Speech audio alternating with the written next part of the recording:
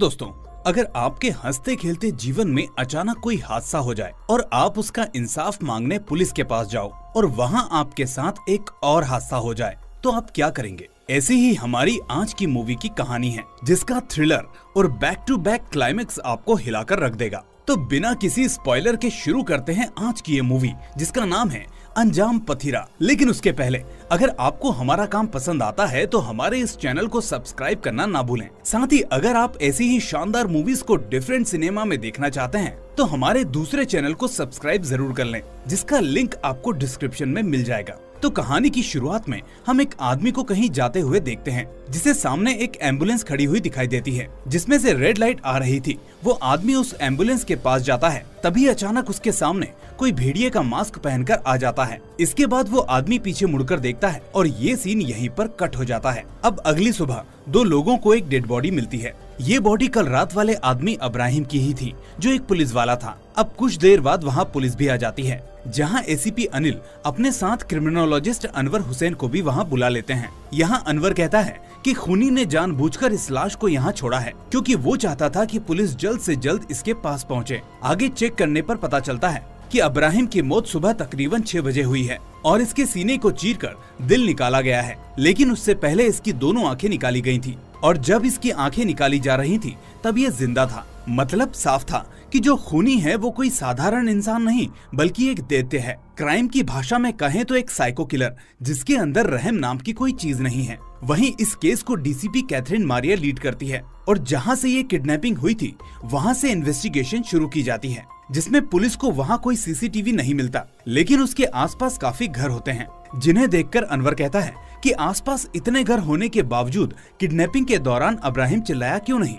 अगर वो चिल्लाता तो कोई ना कोई वहाँ उसकी आवाज सुनकर जरूर आता। इस पर एसीपी अनिल कहते हैं कि हो सकता है उसे क्लोरोफॉर्म दिया गया हो। इस पर अनवर कहता है कि इसका असर होने में भी 1 मिनट लगता है और इतने में वो चिल्ला भी सकता था। ये बात अनवर को कुछ अजीब लगती है। अब आगे पोस्टमार्टम के दौरान इब्राहिम के खून में नींद की दवाई पाई जाती है, लेकिन उसकी बीबी का कहना है कि इब्राहिम कभी इन दवाइयों को नहीं लेता था। लेकिन नींद की दवाइयों का असर होने में भी 1 घंटा लगता है, और 1 घंटे पहले ही इतनी आसानी से इब्राहिम उस किलर के पास कैसे चला गया? अब इस सवाल का जवाब पुलिस को ढूंढना था। अनवर को ये बात हजम नहीं हो रही थी कि कोई कैसे इतनी आसानी से किडनैपिंग कर सकता है। खैर, अगले सीन में हम मनोज नाम के एक पुलिस ऑफिसर को किसी से फोन पर बात करते हुए देखते हैं, जो रात को अपनी ड्यूटी कर रहा है। और तभी अचानक वहाँ लाइट चली जाती है और उसे सामने एक एम्बुलेंस में रेड लाइट जलती हुई दिखाई देती है। अब जैसे ही मनोज उस एम्बुलेंस के पास जाता है, तभी उसके सामने भी अचानक कोई भेड़िए का मास्क पहनकर आ जाता है, जिसे देखकर मनोज डर जाता है और अब वो भी पता नहीं क्यों इब्राहिम की तरह पीछे मुड़कर देखता है। जिसके बाद ये सीन भी यहीं कट हो जाता है। मतलब यहाँ उस किलर ने मनोज को भी किडनैप कर लिया था। लेकिन इस बार किडनैपिंग की भनक लगते ही पुलिस हर जगह मनोज को ढूंढने लगती है। चप्पे चप्पे पर लगे सीसीटीवी फुटेज को चेक किया जाता है, हर गाड़ी की तलाशी ली जाती है, लेकिन पुलिस को मनोज का कोई नामो निशान नहीं मिलता। और अब अगले दिन मनोज की बॉडी पुलिस को डीसीपी ऑफिस के बाहर मिलती है। लेकिन इस बार उस किलर ने मनोज की बॉडी के पास स्टैच्यू ऑफ जस्टिस को भी छोड़ा था, जो इब्राहिम की बॉडी के पास नहीं था। अब अनवर को ये चीज समझ में नहीं आती, क्योंकि उसकी नजर में ये एक साइको किलर था, और अगर ऐसा है तो साइको किलर हमेशा एक ही पैटर्न को फॉलो करता है। अगर ये मूर्ति मनोज की बॉडी के पास मिलती है तो इब्राहिम की बॉडी के पास क्यों नहीं मिली? इसके बाद अनवर फिर से इब्राहिम के केस की फोटोज को चेक करता है, जहां उसको ये मूर्ति दिख जाती है। ये मूर्ति पूरी तो नहीं होती, लेकिन उसका कुछ पार्ट वहां जरूर होता है। अब उस स्टेच्यू को ठीक से देखने पर पता चलता है कि ये नॉर्मल इंसाफ की मूर्ति से थोड़ी अलग थी, क्योंकि नॉर्मल स्टेच्यू की आंख पर हमेशा काली पट्टी होती है, जो इस पर नहीं थी। साथ ही उसका फेस हमेशा ग्रीक के लोगों के जैसा होता है, जबकि इसका चेहरा किसी इंडियन लेडी के जैसा था। यहाँ पुलिस को साफ हो जाता है कि ये मूर्ति जरूर किसी ने ऑर्डर देकर बनवाई है, लेकिन चेक करने पर उन्हें उस मूर्ति पर कोई मार्क या लोगो नजर नहीं आता। अब क्योंकि मनोज की बॉडी डीसीपी ऑफिस के पास मिली थी, इसलिए सभी वहां लगे सीसीटीवी फुटेज को चेक करते हैं। यहाँ उन्हें पता चलता है कि किसी ने सीसीटीवी को हैक करके उसके फुटेज को बदल दिया है। अब अनवर एंड्रयू नाम के एक हैकर को वहाँ बुलाकर इसके बारे में पता करने को बोलता है। साथ ही वो डेटा प्रोटेक्ट करने का काम भी उसे सौंप देता है। एंड्रयू कहता है कि जिसने भी डीसीपी के सीसीटीवी को हैक किया है वो बहुत ही ज्यादा शातिर है। वहीं मनोज और इब्राहिम दोनों का मर्डर पैटर्न सेम ही था। दोनों के दिल और आंखें निकाल ली गई थी। साथ ही मनोज की बॉडी में भी नींद की दवाई पाई गई थी। उधर एसीपी अनिल और अनवर दोनों सभी जगह उस मूर्ति के बारे में पता करते हैं, लेकिन ना तो उन्हें ऐसी मूर्ति कहीं मिलती है और ना ही उसे बनाने वाला। तभी एक रात अचानक पुलिस स्टेशन में एक लड़की आती है जो वहाँ बैठे कांस्टेबल से कहती है कि मुझे यहाँ के इंचार्ज से एक मूर्ति के बारे में कुछ बात करनी है। अब जब तक वो कांस्टेबल वहाँ के इंचार्ज को बाहर लाता है तब तक वो लड़की वहाँ से चली जाती है। वहीं कोई सबूत न मिलने पर डीसीपी कैथरीन एक मीटिंग बुलाती है और सभी से कहती है कि अब से हम सभी को हर सुनसान जगह पर नजर रखनी होगी। हम दो लोगों का ग्रुप बनाकर पेट्रोलिंग करेंगे। डीसीपी का ऑर्डर मिलते ही सब ऐसा ही करते हैं। साथ ही डीसीपी खुद भी अपने ड्राइवर पोल्सन के साथ एक जगह पर पेट्रोलिंग करती है, जहां हम डीसीपी को आगे चलते हुए देखते हैं और पोल्सन उनके पीछे स्कूटी से धीरे धीरे आने लगता है। तभी डीसीपी के पीछे अचानक एक वैन आती है जिसमें कुछ मवाली लड़के अकेली लड़की को देखकर उसे छेड़ने लगते हैं। अब डीसीपी अपनी गन निकाल लेती है, जिसे देखकर वो सभी वहाँ से भाग खड़े होते हैं। इसके बाद जैसे ही डीसीपी पीछे मुड़कर देखती है तो उन्हें अपना ड्राइवर पोल्सन कहीं दिखाई नहीं देता। स्कूटी और उसका फोन वही था, लेकिन पोल्सन गायब हो चुका था। मतलब अब पोल्सन भी किडनैप हो चुका था। अब पुलिस पोल्सन के फोन की फुटेज को चेक करती है, जिसमें वो कुछ अजीब चीज नोटिस करते हैं। उसमें किसी की आवाज होती है जो पोल्सन से कहती है कि हेलो पोल्सन, अपना फोन यहीं छोड़ दो।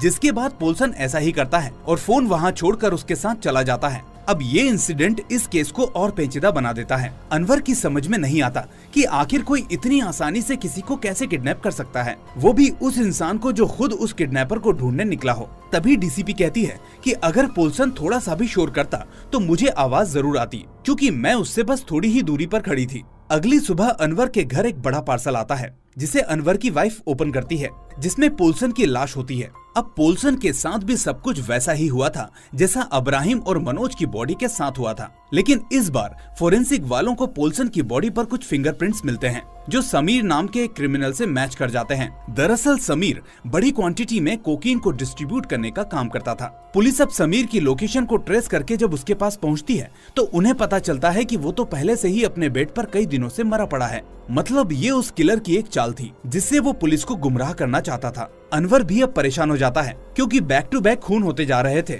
और उनके हाथ अभी तक कोई सुराग नहीं लगा था। वो एंड्रयू से पूछता है कि तुम्हें क्या लगता है हम कैसे उस किलर को पकड़ सकते हैं। एंड्रयू कहता है कि मैं एक ऐसा डेटाबेस बना रहा हूँ जिसमें जब भी कोई मर्डर होगा और वहाँ अगर एक कॉमन गाड़ी दिख जाएगी तो ये हमें अलर्ट कर देगा, जिससे हम उस किलर को पकड़ सकते हैं। अनवर उससे बात करते हुए अपने कॉफी मग को जस्टिस की उस मूर्ति के पास रख देता है। कॉफी की गर्म भाप लगते ही अनवर को उस मूर्ति में एसके लिखा हुआ दिख जाता है। अब फाइनली अनवर को छोटा ही सही लेकिन एक सुराग मिल जाता है, जिसके बाद पुलिस उस मूर्ति बनाने वाले के पास पहुंच जाती है जिसने इन मूर्तियों को बनाया था। वो कहता है कि 2 लोग यहाँ आए थे जिन्होंने मुझे ऐसी 5 मूर्तियाँ बनाने का ऑर्डर दिया था, साथ ही काफी सारे पैसे भी दिए थे, लेकिन बदले में वो मेरी दोनों आंखें ले गए।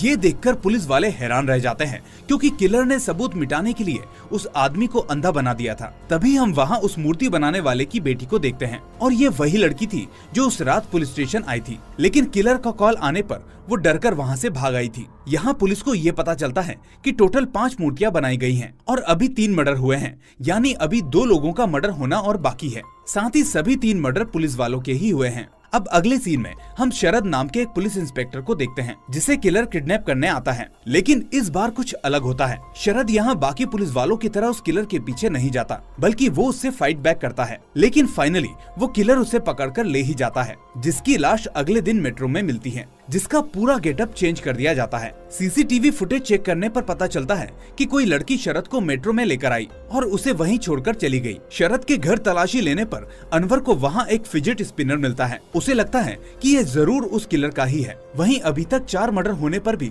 पुलिस को कोई पुख्ता सबूत नहीं मिला था, जिसके चलते ये केस अब नई टीम को सौंप दिया जाता है। उधर पोस्टमार्टम के दौरान पता चलता है कि शरद के ब्लड में नींद की दवा के साथ साथ एक बीपी की दवा भी पाई गई है। इसके बाद अनवर नेट पर उस दवा के बारे में सर्च करता है जो अभी तक 4 पुलिस वालों को दी गई थी। यहाँ उसे पता चलता है कि ये दवा हिप्नोसिस के लिए भी यूज की जाती है। वो तुरंत ये बात डीसीपी को जाकर बताता है और यहाँ हमें मूवी का पहला क्लाइमेक्स पता चलता है। दरअसल अभी तक जिन पुलिस वालों का मर्डर हुआ वो उस मास्क मैन को देखने के बाद पीछे देखते थे, क्योंकि उनके पीछे एक और बंदा आता था जो नींद की दवा उन्हें इंजेक्ट करके लाइट के जरिए उन्हें हिप्नोटाइज कर देता था। और यही वजह थी कि वो सभी बिना आवाज किए चुपचाप किलर की बात मानकर उसके साथ चले गए थे। लेकिन शरद पर उन दवाओं का असर तुरंत नहीं हो पाया था, क्योंकि उसने तभी बीपी की दवाई खाई थी, जिसकी वजह से नींद की दवा उस पर तुरंत काम नहीं कर पाई थी। डीसीपी अनवर से कहती है कि ये बात जानने के बाद भी हम उस किलर को आसानी से नहीं पकड़ सकते, क्योंकि इतने बड़े शहर में पता नहीं कितने ही लोग हिप्नोटाइज करना जानते होंगे, हम किस किस को पकड़ेंगे। तभी अचानक अनवर को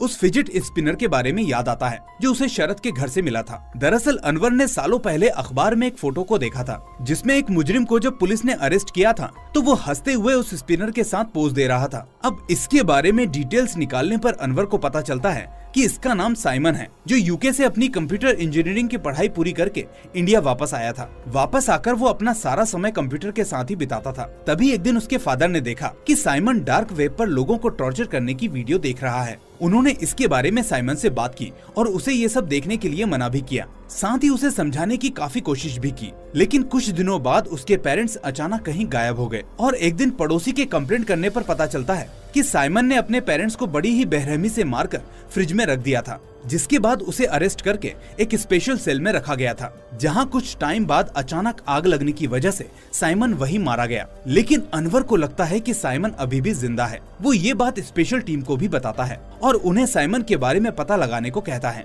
अब जैसे ही अनवर उस फोटो को एंड्रयू को दिखाता है तो उसे लगता है कि ये वही लड़की है जो शरद को मेट्रो में छोड़कर कहीं चली गई थी। अनवर फिर से ये बात स्पेशल टीम के हेड को जाकर बताता है कि तभी वो अनवर को एक झटके वाली खबर सुनाता है कि साइमन और उसके पार्टनर अरविंद ने आज सुबह ही एक दूसरे को शूट कर दिया। साथ ही उनके पास वो जस्टिस वाली मूर्ति भी मिली है और एक लेटर भी जिसमें लिखा था कि अब हमें इस मौत के खेल में मजा नहीं आ रहा, क्योंकि हर बार हम ही जीत रहे हैं और पुलिस हमको पकड़ नहीं पा रही है, इसलिए अब हम इस मौत के खेल को यहीं खत्म कर रहे हैं। दरअसल अरविंद भी साइमन की तरह साइको था और जेल से भागकर साइमन अरविंद के साथ ही रह रहा था और वो दोनों मिलकर ही इस सब को अंजाम दे रहे थे। अब पुलिस इस केस को यहीं बंद कर देती है और बताती है कि किलर अब मारा जा चुका है। लेकिन अभी भी अनवर इसमें संतुष्ट नहीं था। उसे बार बार लग रहा था कि अभी भी ये केस अधूरा है। वो ये सब सोच ही रहा था कि तभी उसे मूर्ति बनाने वाले का कॉल आता है। अनवर वहाँ पहुँचता है तब वो उसे बताता है कि कल एक और आदमी आया था जो एक वैसी ही मूर्ति लेकर गया है, लेकिन इस बार मेरी बेटी ने उसका फेस चुपके से देख लिया,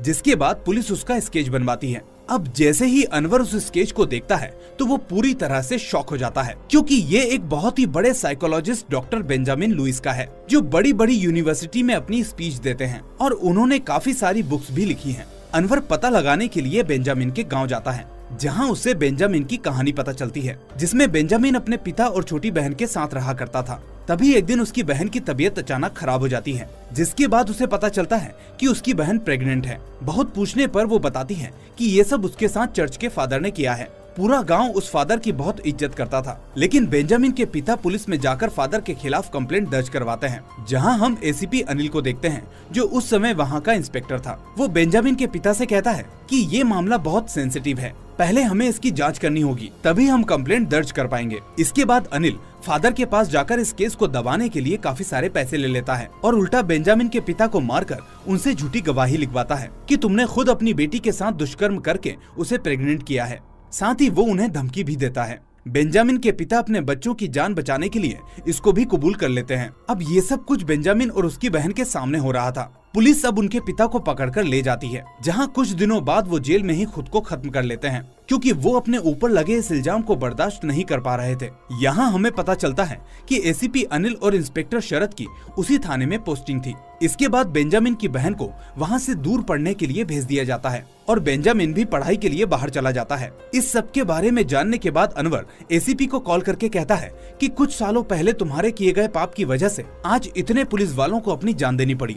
जिसके बाद अनिल अनवर को कहीं मिलने बुलाता है, लेकिन अनवर के पहुंचने के पहले ही वो किलर अनिल को किडनैप करके ले जाता है। तभी अनवर को वहाँ एक ड्रोन दिखाई देता है जो किसी कपल का फोटोशूट कर रहा था। अनवर सारी फुटेज एंड्रयू को भेजता है, जिसे देखने पर एंड्रयू को वहाँ एक गाड़ी नजर आती है। एंड्रयू जैसे ही उस गाड़ी की डिटेल्स को अपने बनाए हुए डेटाबेस में डालता है तो उसे पता चलता है कि यही गाड़ी शरद की किडनैपिंग के लोकेशन पर भी मौजूद थी। इसके बाद एंड्रयू उस गाड़ी के ओनर का नंबर और एड्रेस निकालकर अनवर को भेज देता है। अनवर अब पुलिस वालों के साथ उस लोकेशन पर पहुंचता है, जहां बेंजामिन अनिल को मारने ही वाला था कि तभी अनवर पीछे से बेंजामिन को पकड़ लेता है और दोनों के बीच फाइट होने लगती है, जिस पर बेंजामिन अनवर पर हावी होने लगता है कि तभी डीसीपी पीछे से आकर एक डंडे से बेंजामिन के सर पर हमला करके उसे बेहोश खामोश कर देती है। इसके बाद बेंजामिन को अरेस्ट कर लिया जाता है, लेकिन कितनी भी पूछताछ करने पर वो अपना मुंह नहीं खोलता, क्योंकि वो नहीं चाहता था कि मीडिया वाले उसकी बहन के बारे में कुछ भी उल्टा सीधा लिखे और बोले। ये उसका निजी मामला था और वो इसे पर्सनली खत्म करना चाहता था। दूसरी ओर अनिल अनवर के पास आता है और उसे प्रमोशन का लालच देकर अपना मुंह बंद रखने को बोलता है। अब अनवर बेंजामिन से मिलने जाता है और उसके मास्टर प्लान की तारीफ करने लगता है। यहाँ अनवर को ये भी पता चलता है कि जिस फायर एक्सीडेंट में साइमन मारा गया था वो लाश साइमन की नहीं बल्कि उन्हीं चर्च वाले फादर की थी जिसने बेंजामिन की बहन रेबिका को प्रेग्नेंट किया था। मतलब यहाँ बेंजामिन ने ये सारा खेल रचा था। उसी ने डायरेक्ट ना मारकर साइमन और अरविंद का इसके लिए इस्तेमाल किया और उसका असली टारगेट तो शरद और अनिल थे।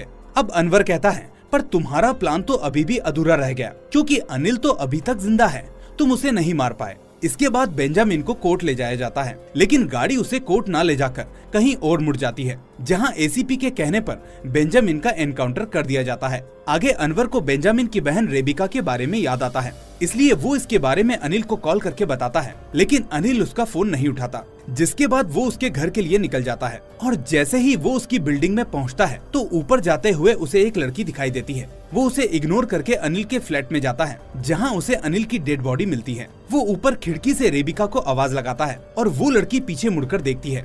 मतलब वही बेंजामिन की बहन रेबिका थी जिसने फाइनली अपना बदला ले लिया था। अनवर भी उसे नहीं पकड़ता बल्कि उसे जाने देता है और इसी के साथ इस मूवी का होता है दी एंड। एक पुलिस वाले के लालच और लापरवाही की वजह से भाई बहन ने मिलकर एक दर्दनाक खूनी खेल खेला, जिसमें सभी दोषियों को मारकर उन्होंने अपना बदला आखिर पूरा कर ही लिया। खैर, आपको ये सस्पेंस थ्रिलर मूवी कैसी लगी हमें कमेंट करके जरूर बताएं। साथ ही वीडियो को लाइक और शेयर करना ना भूलें। और हॉलीवुड मूवीज के लिए आप हमारे चैनल को सब्सक्राइब कर सकते हैं, जिसका लिंक आपको डिस्क्रिप्शन में मिल जाएगा। हम फिर मिलेंगे एक और ऐसी ही शानदार मूवी के साथ। Till then take care and thanks for watching.